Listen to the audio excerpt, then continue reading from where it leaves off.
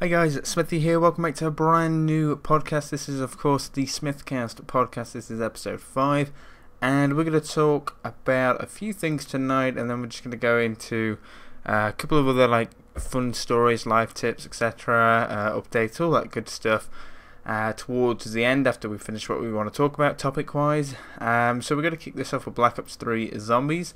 Of course, that was just released yesterday. And it's interesting to talk about this because we've waited 3 years for this, and there was a lot of depending on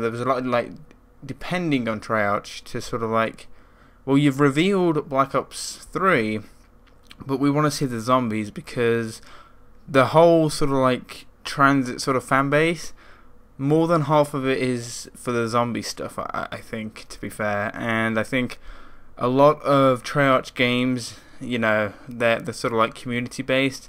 You sort of have your community split up, but the majority of it is zombie community. And I think since World at War, since zombies began, this community has continued to grow and grow and grow. And I think Black Ops 3 Zombies is going to grow the community or change it massively. And what I mean by that is Black Ops 3 Zombies was either a big hit or a big miss. And what I mean by that is that it was either going to be big or it was going to fail. And we've had 3 years of waiting for this. We've had Exo Zombies, and that's sort of been like a tease for sort of Black Ops 3 Zombies, to build up the hype. I think more and more people are sort of hyping themselves up for Black Ops 3 Zombies because of the fail of Exo Zombies. No, Exo Zombies hasn't really been a fail, but I think what it has been is sort of a miss. It sort of hasn't really got people interested. I think it's a great first attempt at zombies, and hopefully in Advanced Warfare 2 or whatever Sledgehammer make next, they've got something to build off. They've got something structured. They've got a community in it that sort of raised an eyebrow over it, and they've sort of got the ideal situation where they reveal Advanced Warfare 2. They sort of have zombies at launch, and they sort of say, hey, look, we've listened to the community, we've improved this, we've improved that. Our game has gotten better, and that's exactly how zombies worked. I mean, look at World at War. They released World at War. No one knew about zombies. You finished the campaign, you went into zombies, everyone was like, whoa, wow. And then zombie map packs come out. Black Ops 1 comes out, we sort of, right till the end, it was shown and told that, oh yeah, did we mention that Zombies is backed by Treyarch? And then you had Kino.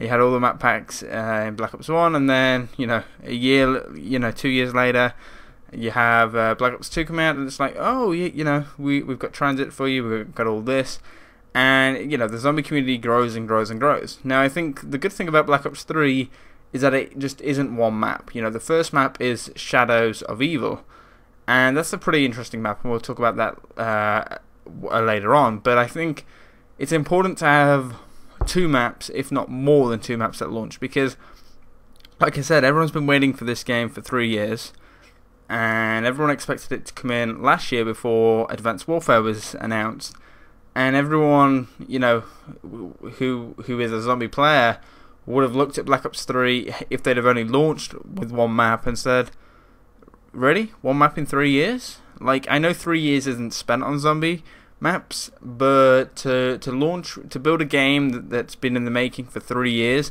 and to just launch it with 1 map would have been highly rejected by the zombie community, because you need to have something to sort of soak up the December and January and launch date, because I think they learnt that with Transit. I mean, even though Transit had a lot of areas where you could train up, and I think Black Ops 2, you had Transit, you had Bus Depot Survival, you had Farm Survival, you had Town Survival, you also had Nuketown Zombies. That they launched with a hell of a lot of maps, and I feel like that sort of got people sort of dragged into the series of what Zombies is, because there was so much to play. And the multiplayer, even if you got bored of it, it was like, oh, I'll try out Zombies. There's so much to try out here. That it's good that Black Ops 3 has three, well, not three, but two maps.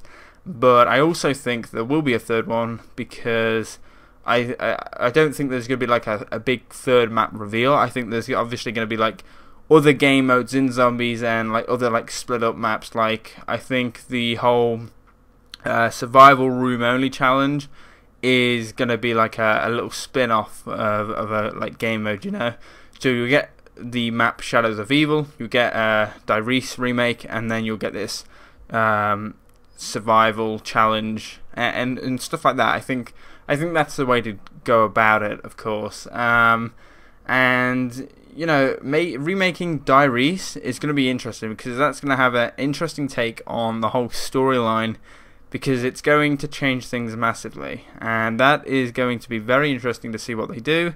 I think it's great that they are sort of making remakes or a remake of a map, because what that does is it sort of just like gives back to the long timers who knows what Dyrese are, that they've played it, they love it, and they sort of think, God, I wish I could play this on my PS4 or Xbox One, and now they can. Now they don't have to go back to their 360 or their PS3 or PC, whatever, and be like, oh, I can only play this on here. Now there's sort of like a home for that map, and it's always gonna question Treyarch to just be like, the people will be consistently going, can we have some more maps remade? Can we get a remake for every single map? Is that possible? Maybe it's a separate map pack and we can all buy it. Can you do that for us, please? That's always going to be the question now. Or can we get like our own little zombie map with all the old maps on and just have that?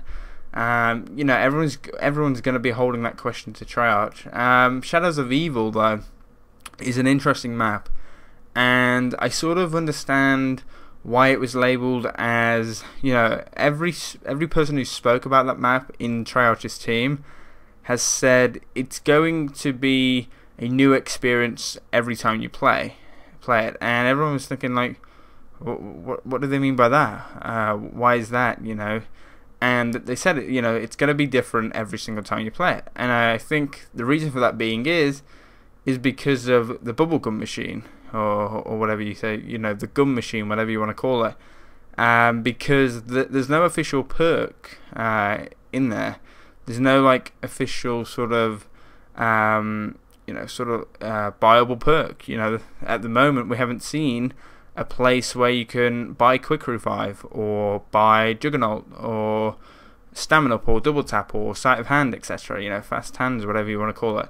We haven't seen these perk machines on the map in the trailer, and maybe that was prior to them saying to leave them sort of behind, and sort of we already know that they're there, so there's no need to show them, but we haven't seen a location. Now normally in every single trailer there's like a location or you see like a perk in the background. We didn't see that. We saw the mystery box, we saw max ammo come back, we saw some kind of like a nuke, it looked like a nuke in the background be shown, etc. So we know they're going to be in there, and what we did see was not a lot of focus, but some bits of focus on this new gun machine, and it seemed to be that they were getting perks from this that you buy from, and that to me kind of you put two and two together, and it's take those quotes from what Treyarch have said, in that it's going to be a new experience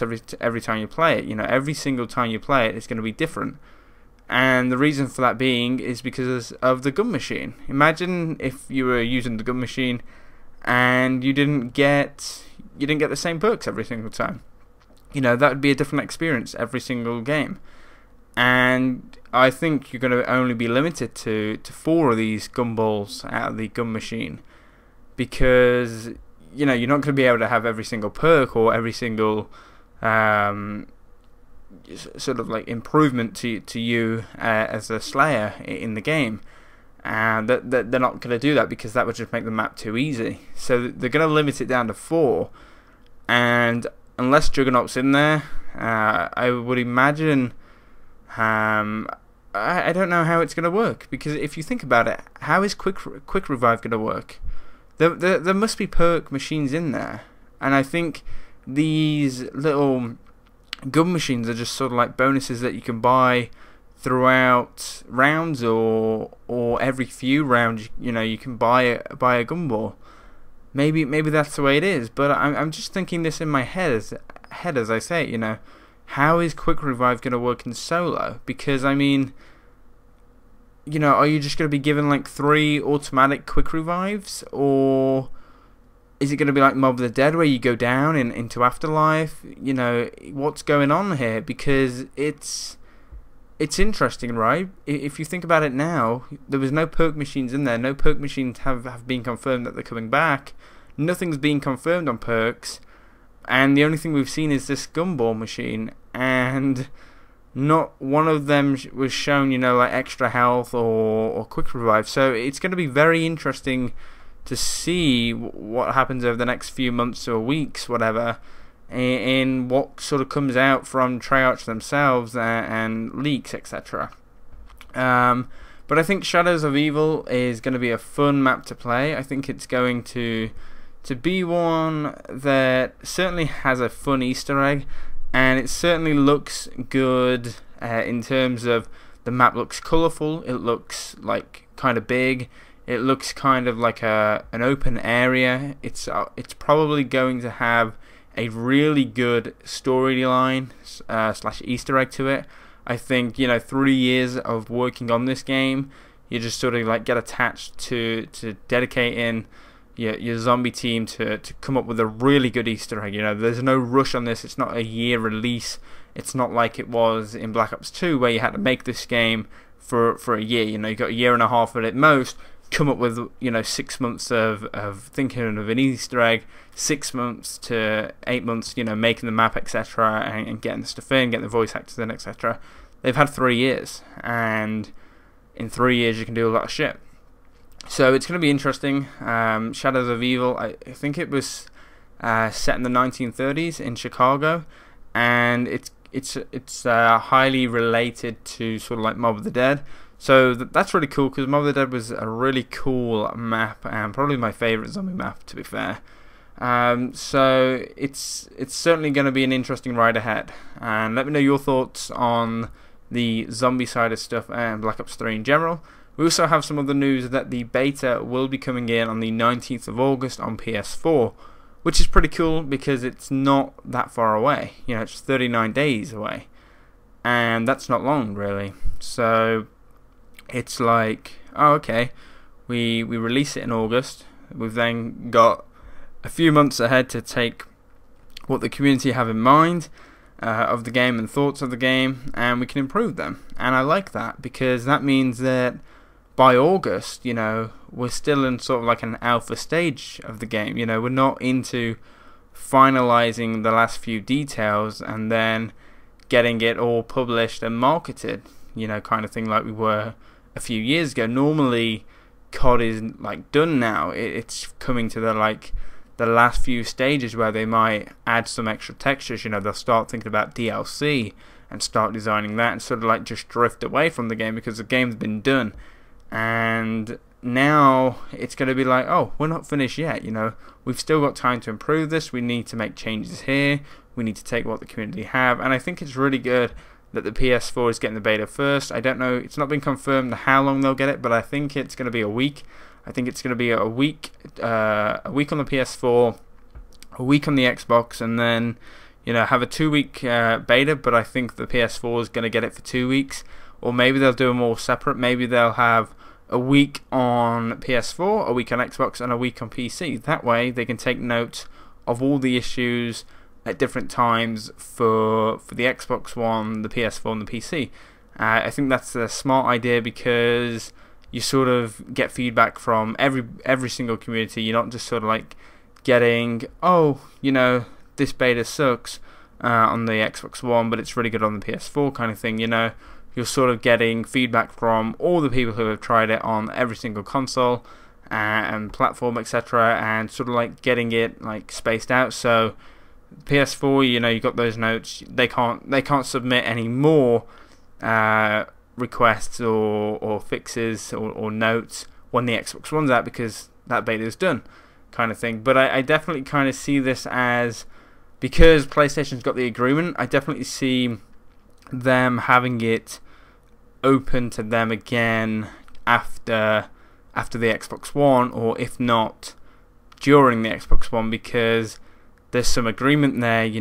We obviously want most people to be playing it on PS4 rather than the Xbox One, and the PS4 is the main focus, so they'll want to get that version right, because that's the one that's going to be sort of like copied over from, ported over from. That is the console that is primary for the market. And I think the PS4 will get maybe a week and a half at most, or if they got 2 weeks, that'd be fucking awesome. But 2 weeks for a game as big as this in beta, oh god, that's a bit unheard of, to be fair. That's kind of rare, but it'd be cool. Talking about other games, Rocket League came out. I've been posting a few videos of this on my channel. I've got a few more on my desktop to render, and Rocket League is awesome. Now, this game is free to play if you're a PlayStation Plus member, and it's an absolute awesome game. I played the alpha and played the beta. I was thinking, this game is crazy. It's really enjoyable, but it's so crazy in how it works, and why has no one ever thought of this before? Kind of thing. Because we've seen videos, we've seen little jokes aside where you can have cars and footballs, etc. But Rocket League is just done so well, and there's so much to it. It's not just friendlies and online. You got season mode, you got career mode. I think they're gonna add some kind of like tournament mode where you can play online, etc. That's gonna be interesting, and I think it's gonna be an interesting ride ahead. With Rocket League, it's not just one of those games where you get enjoyment when you just play it once. I can't keep my hands off it.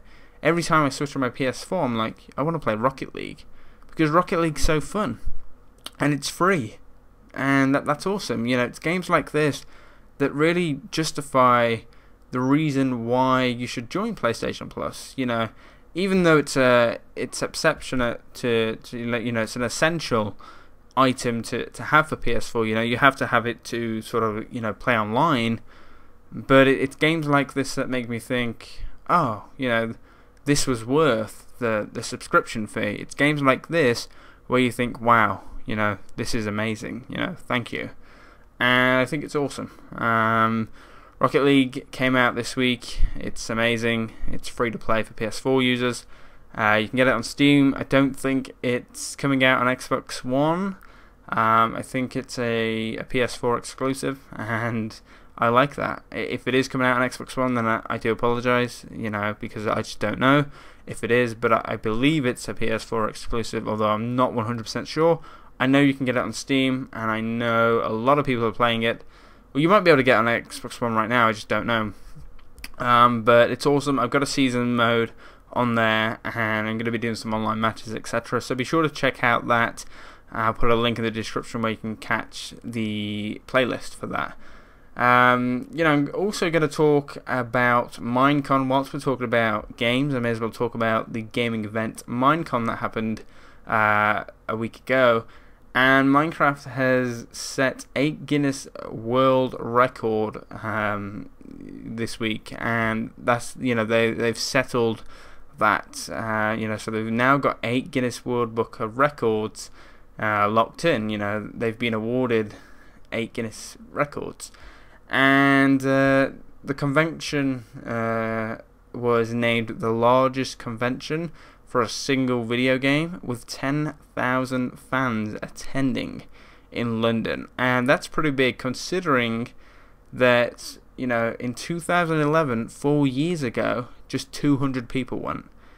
And I feel like this is, in 2011, going to Minecon is like, going to the competitive Call of Duty events, right? It's sort of in Black Ops 1 and Modern Warfare 3, etc., no one really cared. No one, they were sort of like, oh, okay, cool, still not going to go. And you had like 20 people there. And now you go to events and there's hundreds of thousands of people tuning in to the events. There's, maybe a couple of hundred there, 1,000 maybe. There's just a lot of people there. And it's like, it's headline stuff. It's groundbreaking stuff. And, to see Minecon get 10,000 fans there in London, that's pretty cool. Because Minecon, for those that don't know, is something that sort of like celebrates and brings like the Minecraft community together. And at Minecon they teased like the storyline, they the story mode trailer that they're bringing out. They also teased Minecraft Windows 10 upgrade, which we'll talk about just shortly after. But I also think it's good that Minecon exists because there's a game for every community, and if the community play the game actively, then why shouldn't they embrace themselves together and bring themselves together? Yeah, most of the community is a young audience, but Minecraft is a game where most users are young audiences. But the fact is that old people can play it too. Anyone can play Minecraft. It's enjoyable for anyone. It's rated for all ages. It's sort of like a perfect game, and it's a game that you can always have fun in. So I think Minecon is an awesome thing, and huge credit and huge praise to the people coming up, inventing Minecon, and just at Minecraft, the people who work behind the game and work on it, because Minecraft is a big game. It's if you look up for the biggest games up there, Minecraft is certainly the biggest one. It's in the top 3 probably. So yeah, that's a huge thing. But talking about the Windows 10 mode, now the Windows 10 mode got revealed, and it's like, oh, okay, it wasn't necessary, but I kind of like the idea because I'll be on Windows 10 myself. And the game is going to include a built-in recorder so that players can share footage more easily. Now, I don't know how long that recorder is, if it has a time set. I'd imagine it wouldn't have a time set because if you think about it, if that's something they're going to put in, then they obviously want people to record for unlimited amount of time, because the more they record, the more they share. The more they share, the more the audience. And the more the audience, the more games, the more people buy it. Now, I'm not saying that this is going to increase sales, but what it is going to do is it's going to increase the community base. It's going to increase players acting with each other, sort of like helping each other out, because with this recorder mode, you'll be able to show bugs, you'll be able to show mods off, you'll be able to, do YouTube commentaries on, you'll be able to upload freely with this Minecraft recorder, and you'll be able to maybe have highlights. Maybe they'll have sort of like a theater mode where once you log out the game, you can go into options and go into theater mode and relive everything that you did. So if you had a crash report, or you had an unexpected error or glitch, or you did something awesome in like Hunger Games or won a game, etc., or you had just like a beast moment where you had a boss battle with the skeletons or The Witcher, whatever, you can view this and it loads up, and you can upload that. You can upload 10-second clips, little Minecraft vines, if you want to call it that, and you can just showcase with the community of what you're doing in Minecraft. And I think it's going to be really interesting to sort of see how long that recorder has, and I think it's going to bring it's going to be a great thumbs up to Minecraft itself. However, the Windows 10 thing, I don't think is necessary. Now, I know in regular Minecraft as well, they also brought the ability to stream Minecraft, which is pretty cool. And of course, you'd imagine that would go into the Windows 10 mode as well. But I don't know if the recorder is going in with the Windows 8 or current Windows Minecraft version, I should say. It has been confirmed that the Windows 10 upgrade is going to be free for Minecraft, which is obviously, it was always going to be free because Microsoft is making Windows 10, therefore Microsoft owns Minecraft, and they would have said, hey, look, we want to have Windows 10, but Minecraft, let's get our version working on that, and then maybe more people will buy Windows 10 because in Minecraft they can do this, maybe they get Minecraft free, etc., whatever. So the regular Minecraft people have been speaking about the game, and they said this is the completely wrong direction to go, and this stands for everything that the game has been created on, because if you think about it, Minecraft has been created on this like Java data, this Java server, etc., and in Windows 10 it's not going to have that. It's going to be a new server. It's going to be like a new IP, etc. It's going to be something new where mods won't work straight-handedly, people won't understand the language because it's Windows 10, etc. And it's going to be a new code. It's not going to be, Java's going to be hugely updated from Windows 8, etc. It's a big jump, and I think I disagree with that. I think this is a huge step for Minecraft in the direction, because everyone has always sort of like asked, is there ever going to be a Minecraft 2? Is there ever going to be an updated version of Minecraft, etc.? And although this isn't like a visually updated version of Minecraft, I think it's going to add a lot, because maybe this will see them sort of push for more powerful in Minecraft, like that sort of. Minecraft always gets labeled as that, horrible, childish looking game. Maybe this update is like really supreme, and it actually makes a game look different, or play different, or feel different, etc. And maybe that can enlighten the game and make people, see it more realistically. I don't know. I don't think they revealed a trailer for the Windows 10 mode. They just spoke about it. So it's going to be interesting. The story mode, I'm still confused on the story mode. I think the story mode's coming out on PC, and it's also coming out on consoles. Now, it's obviously probably going out on consoles first, because you'll sell more on consoles, right? Unless they all release it at the same time. But I'm sat here thinking, like, if they make it on PC available, right, people are just going to custom map that, and people are just going to say, well, go and play the story mode yourself. How is this going to work? Because it doesn't matter wherever it is, right? You're going to buy this, and you're probably going to get some file or some kind of world save, and you can save this world. You can, you're probably going to be able to encrypt it. You're probably going to be able to sort of like code it, So on PC, I don't see this being like a viable option.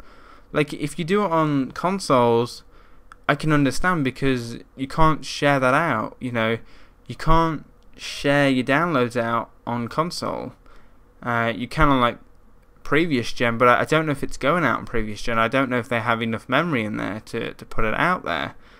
But if it comes out on console, it's a locked market. No one can say, oh, here's the map that you need, etc.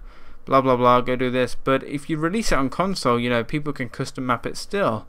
So I don't know how it's going to work, and it's going to be interesting to see how they do bring it out for PC, because either way, it's going to come out, whether it's by the publishers themselves, or whether someone makes it into a custom map, or sort of like a custom save, etc.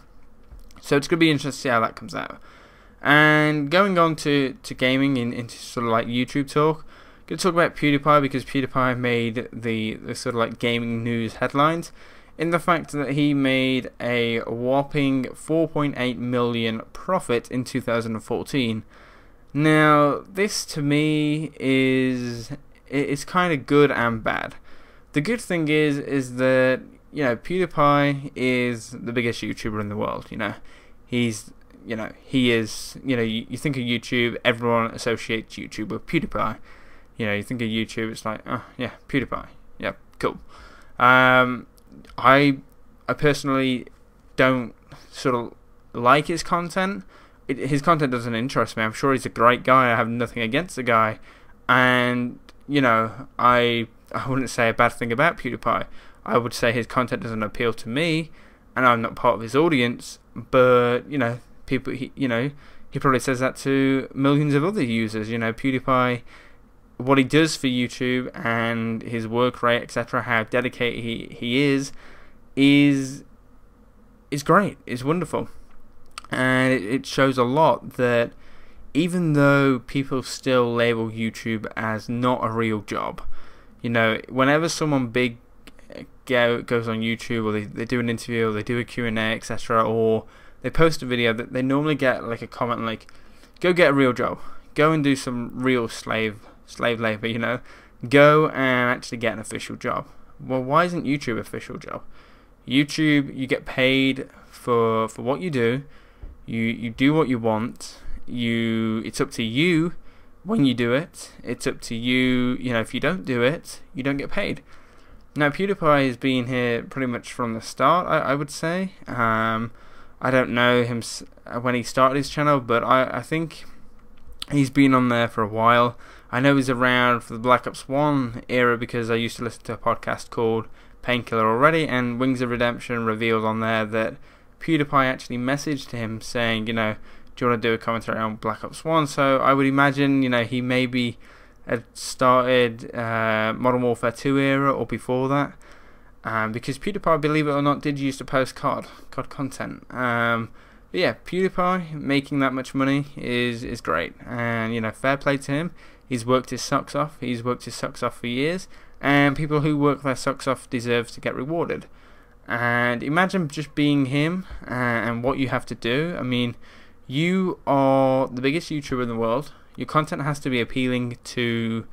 He's sort of stuck at this audience where, because of how big he is and because of how YouTube brand him, he has to appeal to kids. He can't appeal to, people who are 20s or teenagers or much older. He has to sort of appeal to kids. The number one YouTuber couldn't be effing and blinding and cursing and trolling and etc. Because that wouldn't be good for YouTube. That really wouldn't. And PewDiePie doesn't do that. His audience is young kids who want funny stuff, and he appeals to that really well. And I think the fact that he's made that much money just shows that it doesn't matter how big YouTube has gotten, there's still hope, and there is still a possibility that you yourself can still get as big as PewDiePie. It may take more years, but believe it or not, you are still able to make a living off YouTube. Doesn't matter, you can start off with 0 subs, but you're still able to do that because look, the money's there. PewDiePie proved that the money is there. In 2014, he made 4.8 million. And that to me shows that the money is still invested in YouTube. Yes, PewDiePie has his companies and sponsorships, etc., and businesses, and he has his own game coming out, etc. He gets paid for promotions, etc. But he's made 4.8 million, and that's come from YouTube and some other stuff. But most of that has come from YouTube. And if you wanted to be, and you tried to be, and you believed in yourself and you pushed yourself, you could get somewhere on YouTube. And I think a lot of the reason why people don't, or the people who want to, it's because they have no dedication in them, because they want to, but they want to get there straight away. They sort of like, they upload a video and they say, I'm going to have 10 subs by the end of this. I'm going to have 100 views on this. I'm going to gain 10 subs. And then on my next video, I'll have 20. My 5th video, I'll have 100 subs. And, I'll be up to a floor. Once I get to 1,000, that's it. I'll be, I'm good. I'll get to where Syndicate is, or Captain Sparkles, or PewDiePie. I'll get those views. I'll get those million subs all within a year, because YouTube's easy, because it's not a real job, etc. They underestimate how hard YouTube is. Now, also, the thing with PewDiePie is the fact that he's made 4.8 million. He's been around for a long time. He's the biggest YouTuber in the world, and he's not been shut down by copyright. So I think, to be fair though, if he even got a copyright strike, YouTube would just remove it themselves. Like, they wouldn't even... If PewDiePie's channel got shut down for copyright, YouTube would be like, well, shit, we got to open his account straight back up, because it's the biggest... you know, he is their biggest source of income, really. And, you know, that says a lot about him as a person. You know, he is highly... he is sort of like highly known on the internet. And, you know, talking about YouTube as well, what I was saying, you know, it's not too late to become a YouTuber, and you can still, you know, you can still get a decent sized channel. It's all about hard work, dedication, and you've just got to, you know, want to be in it for the fun, because you're not gonna sign up for YouTube and then instantly be getting paychecks or partnerships, etc., and getting paid and getting a load of views. You've got to be sort of like dedicated. You've got to accept the fact that you're probably only going to get 5 to 10 views. But getting 5 to 10 views is good, because that's the fact that 10 to 5 people who aren't you viewed your video, and just maybe one of them will subscribe and become a fan of you. And if that one person subscribes and he watches your content, from then you have an active subscriber who maybe, you know, likes your video, comments, and shows his mates. Oh yeah, I just watched one of these guys' videos, you know, shares this, you get a bit of publicity off him, you know, he shares that to his friends or whoever he follows, whoever follows him, etc. You know, that's the beauty of YouTube. Anyone can view your content and anyone can subscribe, and I think that's why YouTube will never die, because as long as there's videos to be made, there's always videos to be uploaded. The only way YouTube will die down is if so many copyrights and content strikes, etc. would go there.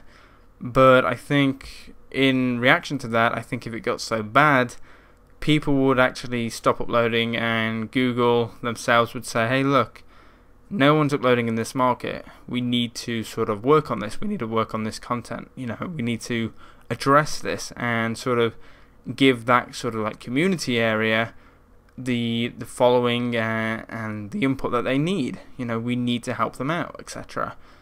And, you know, Google, although they messed with the gaming community, they're sort of being taken out with that. You know, they're now bringing in their own live stream service. They're now bringing out their own sort of gaming YouTube service, you know, where gaming videos are going to be uploaded on you know, you're going to have like game YouTube type thing, and you'll upload your videos there, etc. And YouTube itself is expanding in its own vibe. You know, gaming is going to have its own associate. You know, it's not going to be YouTube. It's going to be like YouTube gaming, and that's going to be interesting. Going on to some more gaming as well.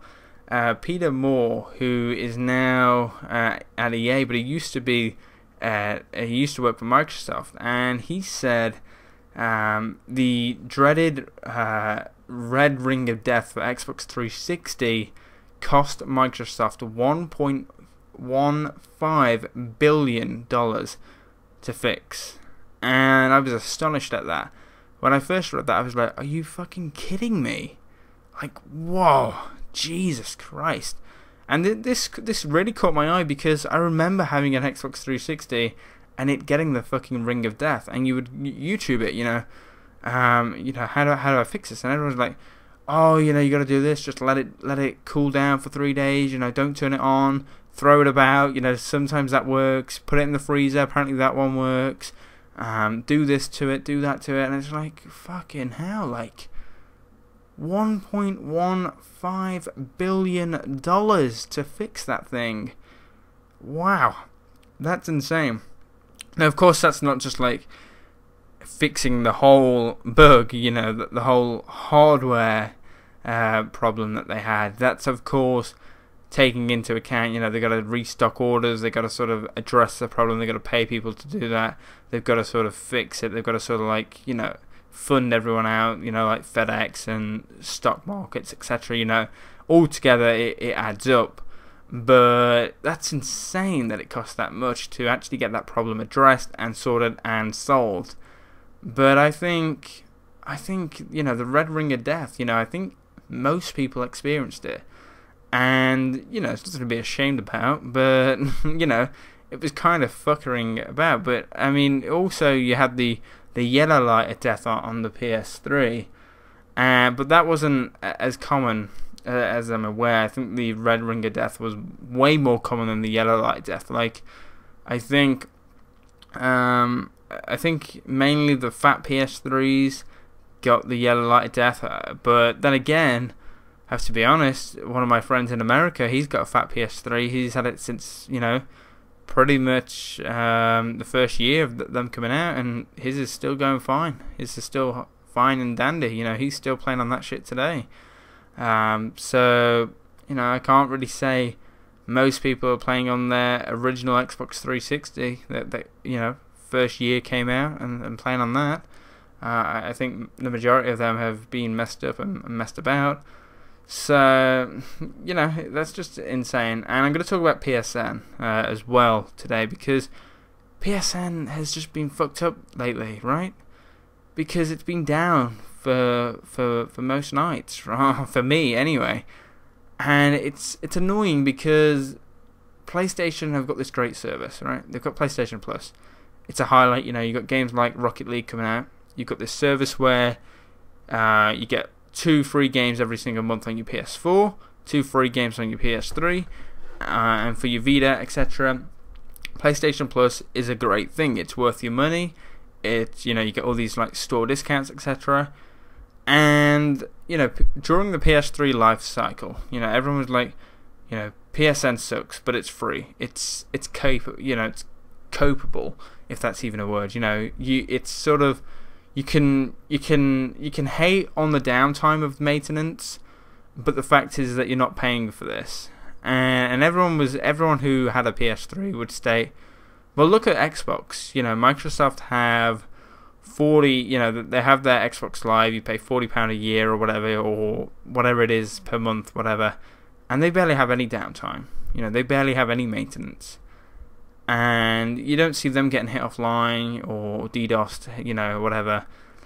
And on Sony's side of thing, it was like, oh, PSN's down again. PSN went down for 2 months or so, a couple of years ago on PS3, and it was just like, what?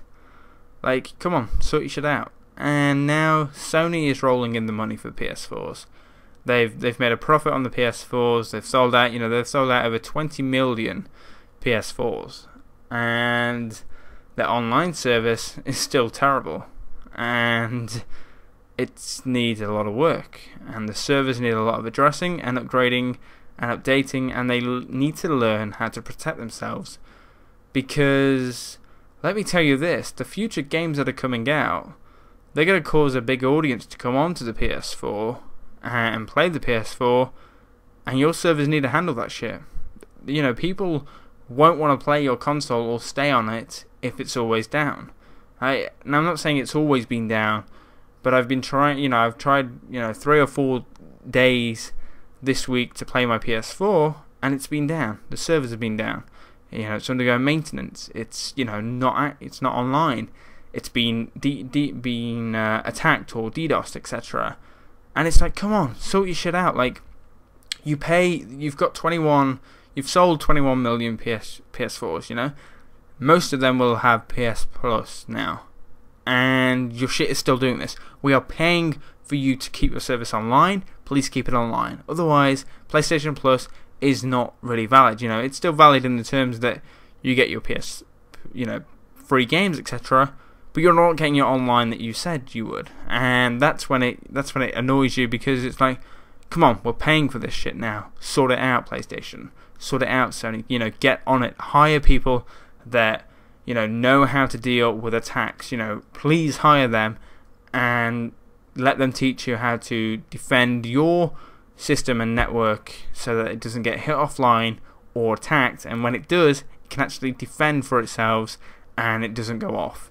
Because users are getting annoyed at it, and I think it's about time that we got some security in our place, because although the PS4 system has a lot more security, it doesn't have enough, because still people are still targeting it, and people are still attacking it, and people are still succeeding in it.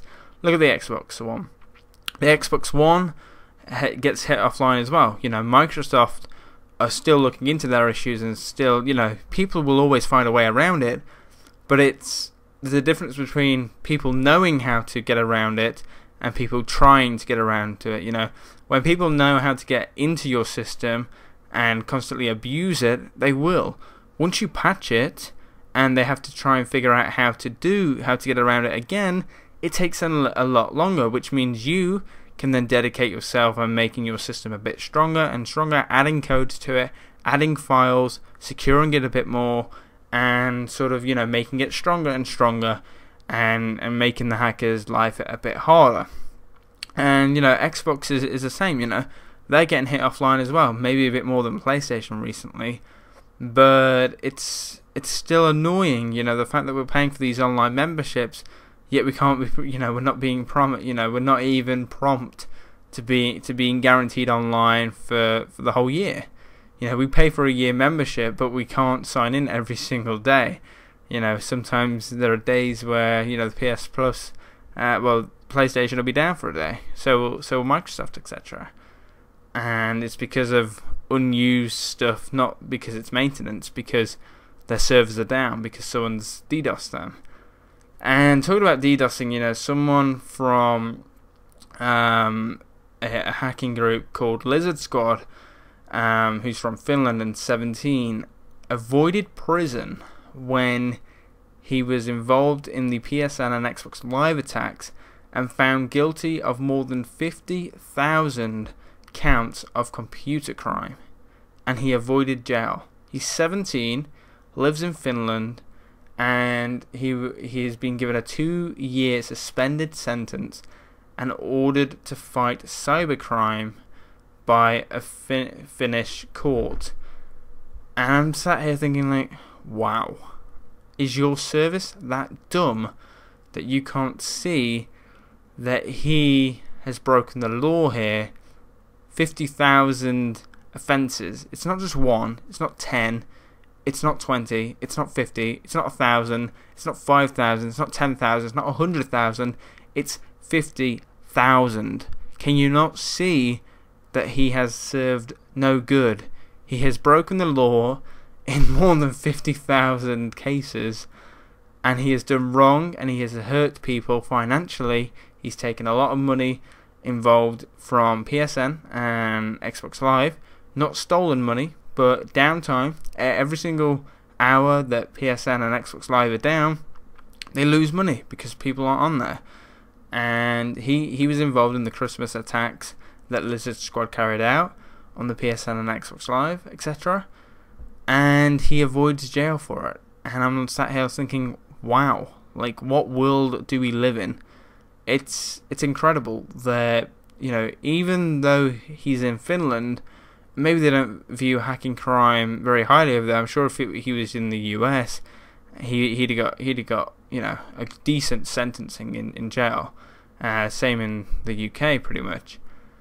And yet over there he avoids prison. Can they not see that he's a danger to the public in a way? He knows his stuff. He's obviously a clever guy, and fair play to him. Whatever it is, he gets a crack out of hacking. And hacking isn't a simple thing. It takes years of experience and years of knowledge to sort of have 50,000 attacks. He's a very smart guy, and to do 50,000 attacks and not get caught, that's incredible. That is fair play to him, and fair play to sort of the hacking groups like Lizard Squad and Anonymous, etc., that sort of take on these big companies and say, well, look, we managed to hack you, fix your shit, or we'll continue to hack you until you fix it. And it's just like, well, 50,000 people, he caused a lot of damage online, and how he doesn't avoid, how he avoids a prison sentence is beyond me. Even 5 years, 10 years maybe, just to let him know that he's done wrong, and for him to get like a lifetime ban of not using computers in his life, that would have been fine. He should, if he's allowed to use a PC or laptop again, he should have that monitored by the police forever, because he is a danger to the internet. He's a danger to online. He's a danger to people in a way. And I think it's insane that he avoided prison. Yes, he's only 17, etc. He will probably grow up and grow out of this, sort of scandal of hacking people when he's much older, maybe. But who knows? We're also going to talk about Apple. Apple is set to launch the new iPods this week, next week, sorry. And I think it's nice that Apple is upgrading their iPods. They're doing like new revamped iPod Nanos, etc., with like the touch sensor, all that good stuff. And I think it's going to be interesting to sort of, I don't know, it sort of like just makes the hype out for the next iPhone, really, and the next iPad. And I just thought I'd give that a mention because I'm not going to get one myself, but I know I used to live in the iPod world, and I think I had the iPod. I think it was the iPod 3, maybe. Wait, you had that little like black speaker on the back, and you could download it, and it was like on 3.12, was it, or something like that? That's the version I had, and that was really cool to have in school. Had that, and then you had your phone, and then if you got your phone like confiscated, you either refuse or you just give them your iPod, etc. But talking about like updates, if you've made it this far, then congrats. You've listened to me for 50 odd minutes. Hooray. I'm getting a new intro made. I'm getting a new banner made as well. That's in the middle of being made, and I can't wait to show you guys what's installed. I haven't seen them yet, but the guy who made my previous intro and my previous banner, my channel logo, and sort of like the Gamers Podcast intro, he's also making me a new intro for my channel, and I can't wait to see that. He's an awesome guy, and he does awesome stuff. So I can't wait for that. There's also going to be some more Rocket League. I'm going to get back into Minecraft. I'm going to do some Minecraft Online as well. I'm going to do a lot more zombie content. I'm also just going to do a hell of a load of Rocket League. I want to have a FIFA series come back, but I might just wait till FIFA 16 comes out, to be fair. I mean, that's only 2 months away, so I might just wait till then. There's a lot of games coming out that I'm interested in for future content. There's just a hell of a load of games on my PC that I haven't played that I want to play, but because it's on PC, I kind of like go, ugh. And then it's just a case of like, well, why buy them? It's like I buy them because I want to learn how to play PC, but I don't know how to. I've also brought a new gaming, not gaming PC chair, but I've also brought a new PC chair, which is going to be awesome because it finally means that I'll be sitting a bit more comfier, so it might make my setup a bit easier. I'm going to upgrade a few things in my PC setup, like speakers, keyboard, mouse, maybe a few hardware in my PC, and maybe pre-order a few games, put a deposit down, etc., and really just upgrade my shit, really. If you have any suggestions in terms of games, or if you know any decent games that are coming out that might not be on my agenda, then please do let me know in the comments. If you want to talk about any topics in this video, then please do make a comment below. Thanks for watching. Hopefully you enjoyed the SmithCast podcast episode 5, and I'll see you all next time. Peace and goodbye. Have a wonderful day, and make sure to subscribe and check out the other podcasts and other gaming content. Peace.